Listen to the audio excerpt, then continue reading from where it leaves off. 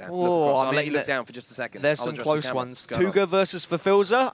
Oh, and I've just heard that's the game we're going to. It's like you knew. It's like you knew, magic. Dan. Fifilza versus Tuga is the game we're going to be going over to. And, of course, Tuga, he's had a pretty good run of things recently, Dan. Tuga, who, I don't want to say came out of nowhere, but he was one of these players who wasn't very highly ranked on the Global Series rankings. Then he gets to a console final, and he just explodes into the scene, gets into that top 10, and then he performs at another tournament as well. I've been really impressed with Tuga. And I know there's a lot of people that say when we talk about the top PlayStation players, why aren't we talking about Tuga? Well, we probably should be, but at the same time, there's so many good PlayStation players around at the moment. You just forget one or two, but Tuga needs big performances just to make sure we don't forget him, because how good would it be for him to get to another final? I'm sure that's something that he's going to be looking to do and just kind of dispel sometimes players might be accused of having a tournament where, you know, they got a little bit lucky or a little bit fortunate with a draw. But if you can do it consistently, then that goes away almost overnight here. But both players at the moment are currently 2-1. So this would be qualification through to the round of 16 for whoever manages to win this. And the promise of a very stressful couple of legs of FIFA for the loser as they go into the 2-2 bracket in the Swiss stage.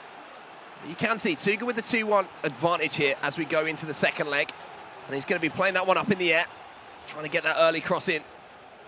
Well defended though by Fifilza.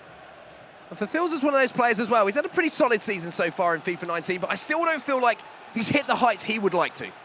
Yeah, that's for sure. I mean, we've seen him at many tournaments this season. He's currently ranked 15th in the Global Series rankings. So, which is superb, we must say. I mean, he's already guaranteed his place at playoffs, and with a couple more good tournaments, he's on, what is he, on 1,504 Global Series ranking points at the moment. So with another couple of semi-finals maybe, he could be up there at the eWorld Cup, already guaranteed before even the playoffs. So that's something that he's going to be looking at. It's on the other side, it's Tuga, who's been this kind of wondrous player, came out of nowhere and then suddenly found himself in a semi-final, then a console final, then he was in a grand final versus Tex in Atlanta. A player who hadn't even touched an Xbox controller, had to go up against the best in the world, and I tell you what, he gave it a blooming good crack as well. And he's earned his spot as the 4th best player on the PlayStation if we look at the Global Series rankings. Well, it's Fifilza, he's going to have to do the work in this one. As far as creating the chances and getting the opportunity to get back into this game. He is currently down by 1. So about 20 minutes into the second leg here. It's Fifilza who's trying to turn back inside here. Mbappe's going to find some space. A beautiful little return ball. As we see Mbappe trying to flick that one up and get across in towards the back post, but fairly comfortably defended there by Tuga. And I think we are starting to see crosses start to be defended a little bit more successfully now that we were seeing them so prevalent just a few events ago. It's why everyone's trying this different variety of ways of flicking that ball up, seeing of how they can actually get past these defenders who are going behind them to stop an El Tornado or going in front of them to stop that just simple flick up. But Tuga is one of these players who is very good defensively. That's the reason why he's been so successful in tournaments, because he defends well, and then he'll hit his opponent on the counter-attack, and he looks so good going forward when he does have those counter-attacks. So Fifilza coming forward now. Neymar into Vieira, taking his time, being very patient with his attack. And now Neymar finding just a little bit of space here. Gets the ball back here from Ronaldo. R9 tries to turn it around the corner to CR7, but again, Tuga's defense. There's too many players behind the ball, and now he's looking to spring an attack of his own down this right-hand side. Tuga is fantastic at really using the manipulation of players in-game, whether that be with double-tapping L1, double-tapping R1 to bring the players closer or to send those players away. It's something that I always see him doing. Bring the player close, play that first ball, send that player down the wing, and then suddenly just one through ball can really penetrate his opponent and be so destructive to their defense. But at the moment, it seems to be like a battle for nutrition at the moment, a battle for possession between both of these players, and Fifilza is going to be the one who has to go at Tuga. Tuga's going to be more than happy to play this style of FIFA. He is, but at the same time, you have to think, just with that one goal, the difference between the two players, it's only one chance that Fifilza's looking for here. And if he can carve something out here as he tries to find that ball into Hullet, then the game completely changes once again. But Tuga has the chance on the counter-attack here Varane gets a piece of Mbappe on his way past there. That's good old-fashioned defending, isn't it? If you see your man getting away, just a little bit of a shoulder into him. Really good control as well from Fifilza. He saw that run, he controlled Varane, and he made sure that wasn't going to be an easy pass for Mbappe. And sometimes when you're playing as the attacker, you have to hold off for as long as possible. Just wait for that switch, and then you play the ball. Well, look at the ball through here to Cristiano Ronaldo, and look at the ball over the top to Mbappe. A great spot here from Tuga!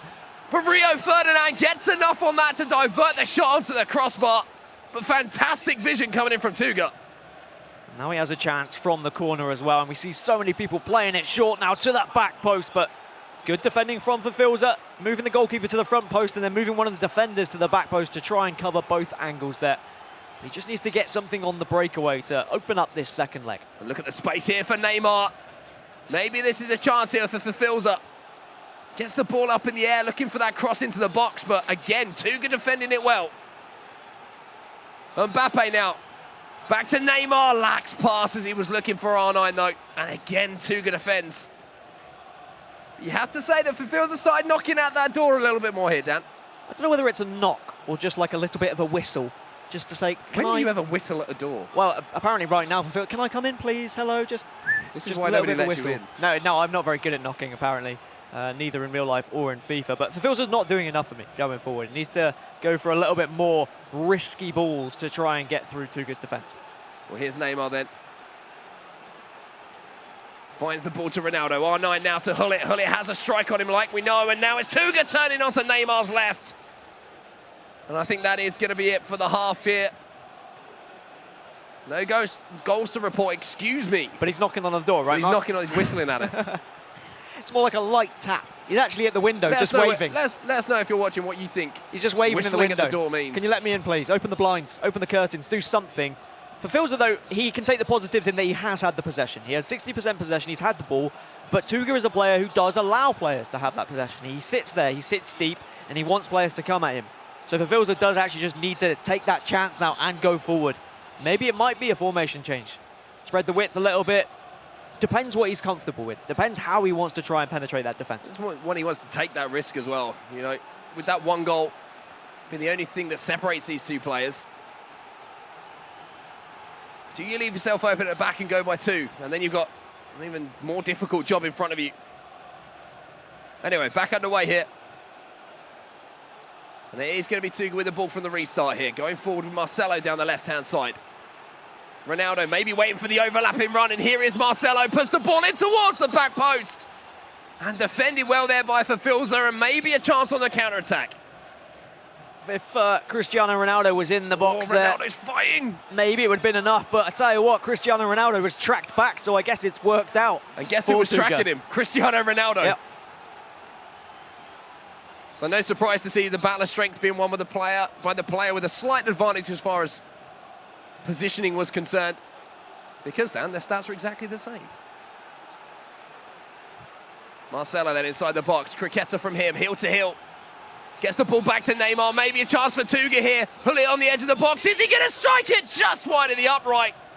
And you saw the little deep breath there coming from Tuga as he saw that one sail past the upright. And maybe this is the time for the change. And you saw Tuga just flicking across. I mean, he is the player who's playing this 4-4-2 that you see. And I think he was probably the player who really introduced 4-4-2. I mean, I know Houston played a little bit of 4-4-2 as well. In Singapore, but I remember in Atlanta we saw Tuga use 4-4-2. The defensive possibilities you get with 4-4-2 is what I love about a 4-4-2. It's not just an aggressive formation, it's not just a normal formation. It's almost like gladiators. You set your front four on the halfway line, they're the first line of defense, and then you've got the midfielders, and then you also have the four defenders. It makes it so difficult to break through. Well, a little score update for you here as we see Fifilza going forward. Dr. Ahano, a player who's been absolutely fantastic so far this tournament, is having a bit of a rough one as we see the shot go over the bar. The header go over the bar, I should say, from Cristiano Ronaldo. The first leg, he was trailing by 3 goals to Gillies, and then in the second one, he's down by 4. So currently 7-0 down on aggregate, Dr. Ahano. A little bit of a difficult run in that particular game. Yeah, not maybe what we'd expect from Dr. Ahano, as he is one of these players. I mean, last time we saw him in London, he went unbeaten in the Swiss stage and went on to the console final. So That would not be a good result, and you know what, you don't see him coming back from a 7-0 deficit either. So he is most likely going to be taking the loss there. So then half an hour left in this game for one of these players to book their place in the final 16. It's up to Fifilza now to force the pace. I saw the change to the 4-2-2 in his formation. Trying to get a few more bodies forward, but there's so many bodies back at the moment for Tuga. His defense has been absolutely exemplary so far in this game.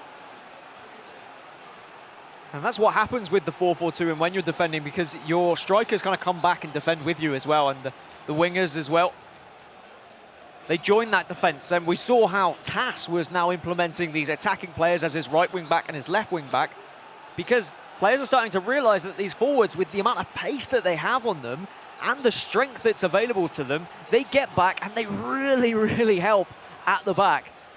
And that's why you can see, like Cristiano Ronaldo, for example, playing left wing, almost like he did back in the day at Man United, playing on those wings. He's coming back, he's defending, and it has been fantastic for Tuga.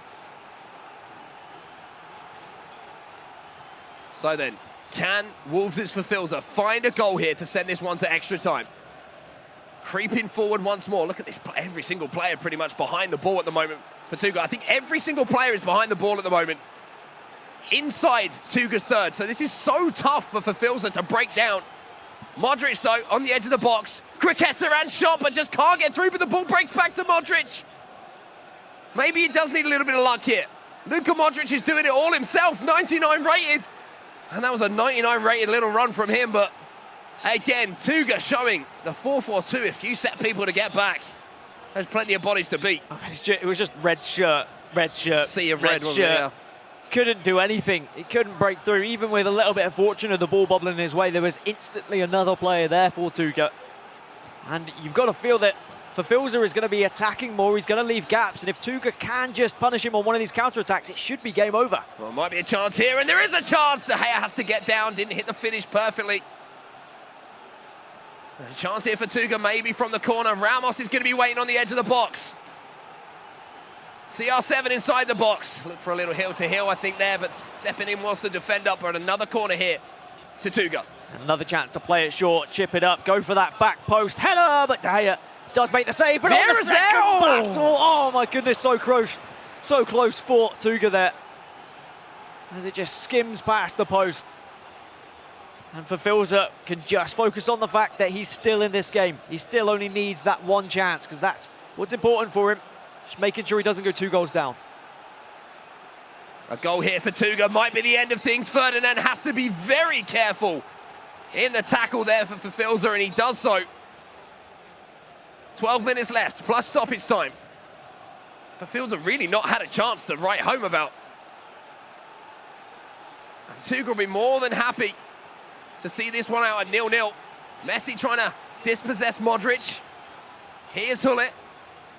And look, again, right now, Fifilza has not got past one player on the pitch. 11 players still behind the ball. It's because he's not being... There's no players joining him. He really needs to utilise that double tap on RB. Space here, though. Modric will get the ball back. Eusebio on the edge of the box. He has to be patient. But I think he lost patience there, Dan. He's not bringing players towards him. That's what you can do. Double tap that RB button. Players are going to naturally come towards you. Then you can play those 1-2s. Instead, it seems like he's just waiting for players to make those runs instead and relying on the AI to do so. But it's also because of Tuga's, well, he's just got 11 men behind the ball and there is very little space to actually do anything.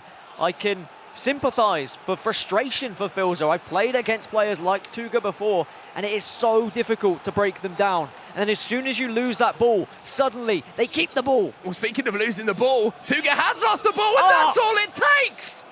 One mistake from Tuga and one finish from Fifilza.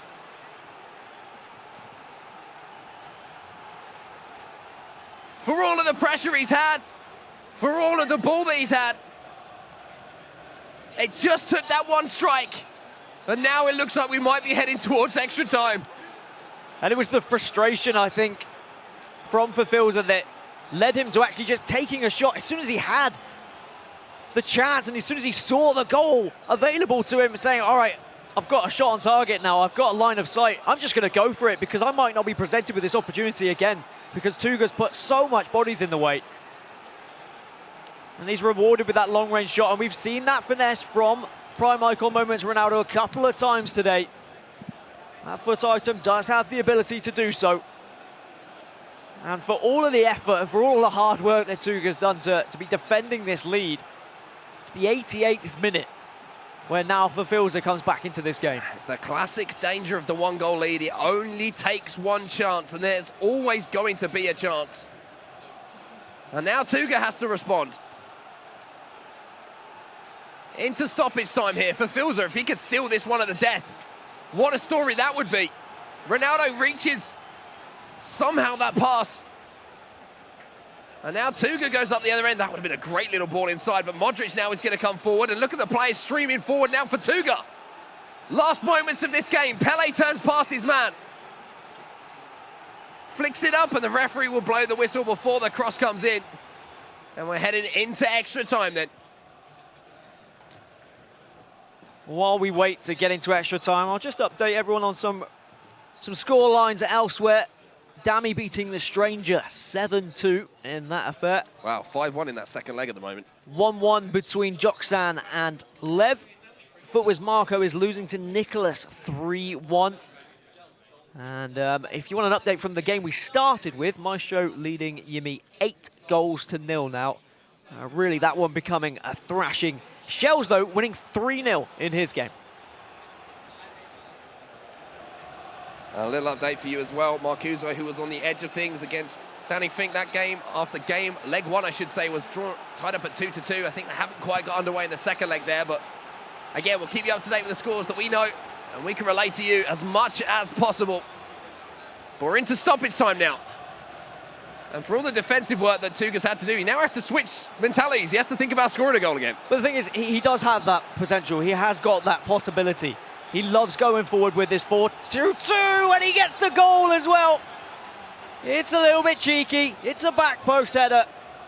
We know it's possible. He knows it's possible. Fifilza knows it's possible. But unfortunately, Fifilza just couldn't defend against it that time. Couldn't get the player to stop the cross. And the man in the back post not going to outleap Cristiano Ronaldo. Yeah, Ronaldo just had the run on his man on that far side there. Got up highest, as he does so often, to win the header. But having gone up, you've got to time it green. You've got to beat the goalkeeper. And he did it well. And now you're going to see again changes. And that depth being adjusted once more. So many players again going to be behind the ball here for Tuga. And this time, can he hold on to the lead? Because we saw Fifilza, he only needs one chance. But it's whether Fifilza can get that chance again. Because, yeah, okay, from the outside of the box, finesse shots, they are possible, but they're not guaranteed. So if that's all he's restricted to from Tuga's defence, then Fifilza might not be able to find a goal if he can only get a couple of finesse shots from outside the box. So maybe that is Tuga's plan. I'm going to restrict him to those long-range shots and just hope that my goalkeeper movement is good enough to keep him at bay. So then, after the tinkering has been completed, we're back underway.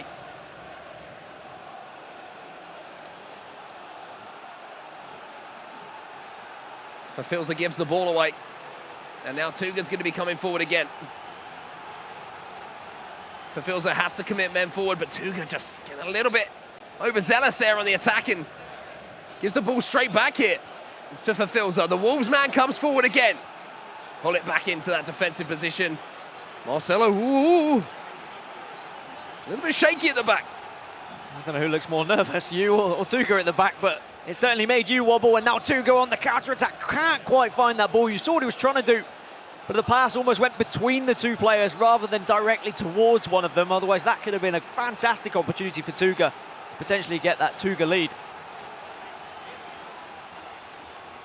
Fifilza then coming forward, needs to find a goal. As we approach half-time at the end of the first half of extra time here. Space here for Modric. Big chance, and it's taken it! Or was the linesman's flag up? We'll have to go back to the game here to double check as we cut away. I think it was good, and it's CR7 who beats De Gea. And he's just deadly when he does get in front of goal here, Dan. I heard the in-game sounds as well, and I was like, was it onside? But it was, and Fifilza will be absolutely delighted. The last thing he would have wanted was just to be knocking on that door, because he definitely was knocking on the door in the latter stages of this second leg and into extra time. And I'm sure he would have been frustrated if he had lost to that header from Ronaldo, but now he's back into the game. He's got one more half of extra time, 15 minutes in game to try and nick a win here against Tuga. Otherwise, we might be going to penalties. And that might be the way that one of these players gets through to the knockout stages. And after 105 minutes of action in game here, possession split right down the middle, 50-50 as well, so you can see how close this game is. And are we going to see another penalty shootout? We've seen so many penalty shootouts when we've been on commentary today, or at least penalties and saves, and could be another one just around the corner here. And I think that says a lot of how good some of these players are and how close the skill gap is between some of the best players in the world, that they can't be separated across, what, 210 minutes at times, and it just has to come down to penalty shootouts in that situation, and it's always going to be a hard way to go out, but we've got to separate them somehow. Well, here comes Tuga coming forward again then. Just a few more attacks left in this game as we're in the second half of extra time. Modric then into Mbappe. And Luka Modric steps in for Wolves' Fifilza, and maybe there's a chance here for him to come away and find a winner. Cancelo striding forward.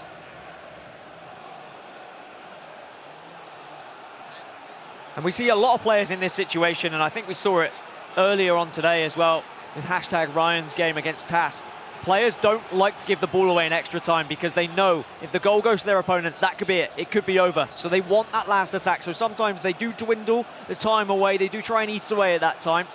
But Fifilza gives the ball away, which is going to present the opportunity for Tuga now going forward to try and kill this game off. And here goes Messi. He's got away from the fullback Cancelo. There's lots of room at the back post for Ronaldo! And he absolutely smashes the volley in on the underside of the bar. And in extra time, in the last knock-ins of the game, is that going to be enough this time for Tuga to pick up the win? And that is why we see players keep the possession and not wanting to give the ball away. Because you'd sometimes rather take a penalty shootout than giving your opponent that chance. Ronaldo, acres of space in the back post, but Tuga still timing it green. Some players, as you come to the end of extra time, might have just said, actually, I don't want to risk timing it green, because if I miss the timing here and hit it red, that's going into Rosette. But he's confident in his ability, and he has smashed it against the crossbar, and thankfully, the underside of the crossbar, so it went in. And look at this, Tuga now. 5 at the back for him. As many men behind the ball, he only needs to hold on here for around 6 minutes, including stoppage time in game. But we've said that twice since we've been watching this game. Question is, this time, third time lucky, can he hold on to the lead? Just needs to focus up from kickoff here and make sure he can either win the ball back early, might opt to bring Fifilza down if he's presented with that opportunity as well. Just needs to be very careful of quick 1-2s around maybe some static midfielders here from the get-go. Last chance then for Fifilza, he's done it twice. Can he find another goal to send this one to penalties? Everyone back, as you would expect here for Tuga. Batting down the hatches, and he wins the ball back. That's huge. That's how well that was close to being a free kick as well. A very interesting challenge from Tuga, but his reward is he's got possession, which means the game is in his hands now, but he's given it away. And it's pulled back for a free kick for Tuga. So he still has that possession. As long as he keeps the ball, this should be the game for him. Should well be the game here for Tuga. It's been a stressful one for him. Taking a lot of mental energy. I think Fifilza knows as well that this one's done.